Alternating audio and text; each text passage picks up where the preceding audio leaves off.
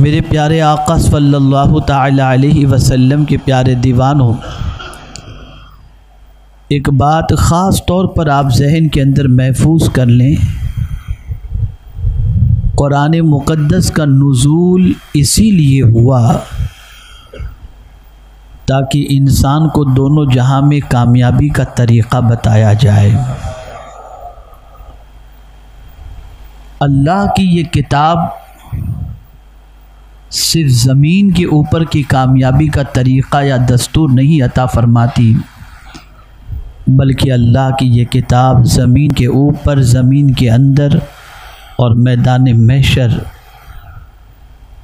हर जगह पर ये किताब कामयाबी के हवाले से उसूल और ज़वाबित अता करती है। लफ्ज़ फ़लाह को अगर देखें तो अरबी अदब में इससे जामे कोई लफ्ज़ दूसरा आपको नज़र नहीं आएगा। इतना अजीम लफ्ज़ है ये कि इस लफ्ज़ की जामियत का आलम, अल्लाहु अकबर, इसकी जामियत का अंदाज़ा इससे लगाएं कि अज़ान के लिए जिन कलिमात का इंतखाब किया गया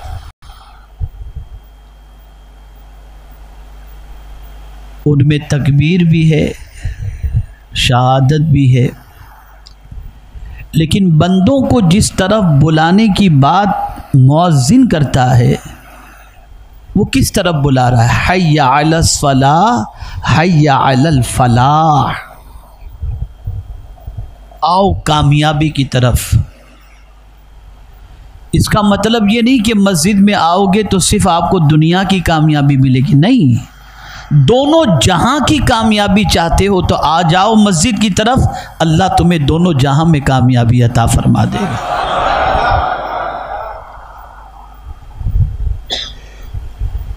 अब मैंने जिन आयात की तिलावत का शर्फ हासिल किया उसमें रब्बे कदीर फरमाता है क़द अफ़लहल मुमिनून, मुराद को पहुँचे, बेशक मुराद को पहुँचे ईमान वाले, दोनों जहां की मुराद को पहुंचे ईमान वाले।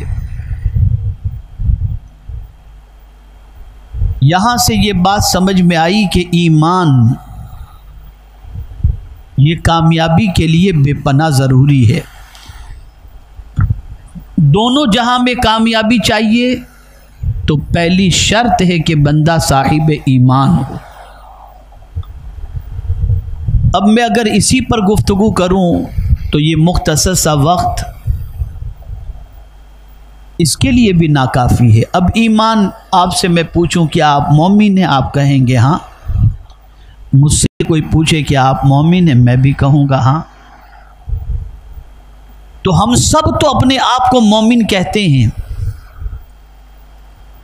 लेकिन फिर क्या बात है कि हम कामयाब नहीं हैं? दुनिया में सबसे ज़्यादा अगर पैरों तले रौंदे जाने वाली कोई कौम हो तो मुसलमान है। सबसे ज़्यादा पैरों पे आने वाली और ठोकरों में आने वाली अगर कोई कौम आज के दौर में है तो मुसलमान है। सबसे ज़्यादा पस्ती की तरफ जाने वाली अगर कोई कौम नज़र आएगी तो मुसलमान है। तो कुरान तो कहता है कि मुराद को पहुँचे, बेशक मुराद को पहुँचे ईमान वाले। तो अब यहाँ मैं आपको समझा दूँ, थोड़ा सा कुरान की रोशनी में अपने ईमान को जांचने की कोशिश करें कि जो ईमान कुरान चाहता है वो ईमान हमारे पास है या नहीं। अब आइए, कुरान किसे मोमिन कहता है? तो कुरान कहता है इन्नमल मुमिनून अल्लज़ीना इज़ा ज़ुकिरल्लाह वजिलत क़ुलूबुहुम व इज़ा तुलियत अलैहिम आयातुहु ज़ादतहुम ईमाना। मोमिन वही है कि जब उसके सामने अल्लाह का नाम लिया जाए, अल्लाह ज़िक्र किया जाए तो उसका दिल लरज़ने लगता है। ये है मोमिन।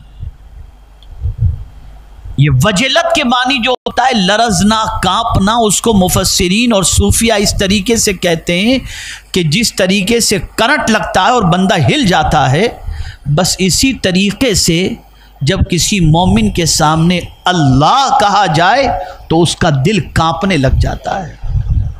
अब तलाश कर लीजिए ऐसे मोमिन कहाँ मिलेंगे आपको।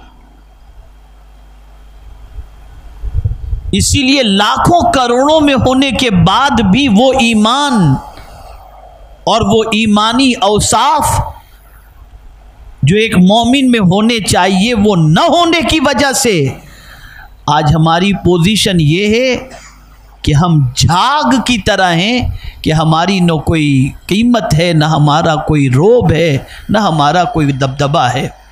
और जिनके पास ऐसा ईमान था कि उनके सामने अल्लाह कहा जाए तो दिल लरजने लग जाए, तो वो तन्हा थे तो लाखों पर भारी थे, वो तन्हा थे तो लाखों पर भारी थे। और फिर कुरान कहता है वइज़ा तुलियत अलैहिम आयातुहु ज़ादतहुम ईमाना, और जब उनके सामने आयात की तिलावत की जाती है तो उनका ईमान बढ़ता चला जाता है। कुरान सुन करके उनका ईमान बढ़ता चला जाता है। और यहाँ कुरान सुन करके मुसलमान परेशान होता है कि कब ख़त्म करें और कब हमारी जान छूटे। है किसी में कुरान सुनने की लज्जत का जज्बा? तो हमारा हाल तो ये है कि कुरान सुन करके ईमान बढ़ने की बजाय माज़अल्लाह तबीयत में बोरिंग महसूस होती है। इससे आप अंदाज़ा लगा सकते हैं कि हमारा ईमान कितना कमज़ोर है। सहाबा का ईमान देखें कि रात को जब उनको नींद आने लगती तो वो अपनी नींद को उड़ाने के लिए कुरान की तिलावत किया करते हैं। एक जंग के मौके पर सहाबा ने खेमे नस्ब किए और एक सहाबी को पहरा देने के लिए मुकर्रर किया गया कि काफ़िले वाले खेमे के अंदर आराम करेंगे और आप में कौन है जो पहरा देगा, रात भर शब-ए-दार, रात भर जाग करके उस खेमे की हिफाजत करेगा, सहाबा की हिफाजत करेगा।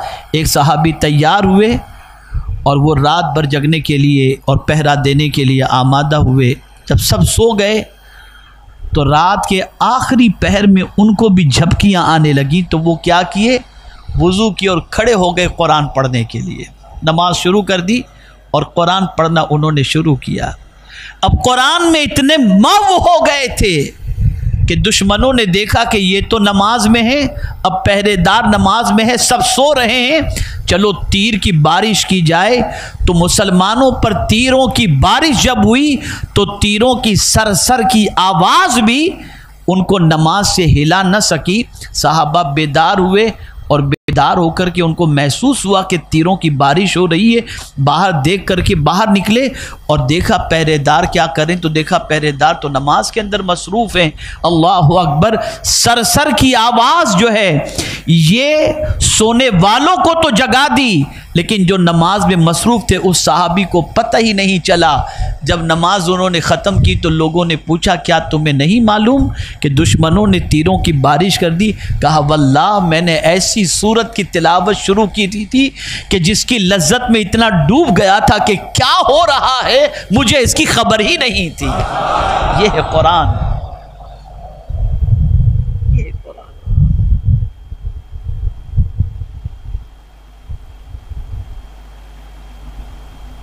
तो ईमान वाले कामयाब होते हैं।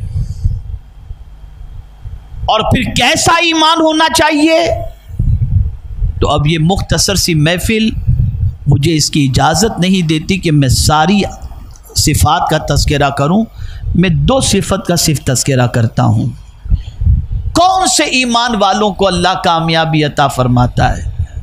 तो पहली सिफ़त का जिक्र हुआ अल्लज़ीना हुम फ़ी सलातिहिम ख़ाशिऊन। कौन से मोमिन मुराद को पहुंचे?